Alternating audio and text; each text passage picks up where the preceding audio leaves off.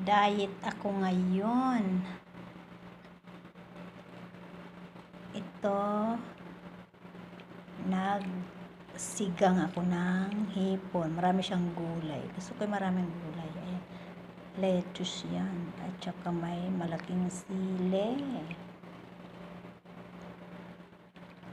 Kailangan marami tayong gulay kasi. At saka talong. Diba? Masarap yung sili. Medyo siya, hindi naman siya masyado maanghang. At saka yung hepon.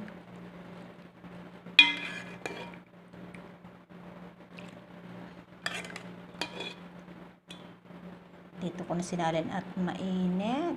Ayan, umuusok pa siya. Lagyan natin ng sabaw ng masarap yung maraming sabaw. Ako naman mag-isa kumakain.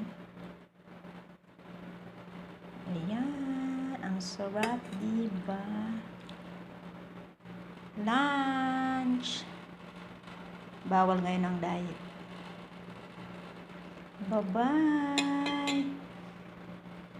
I love you, Mama. Chup chup. Bye. Sinigang.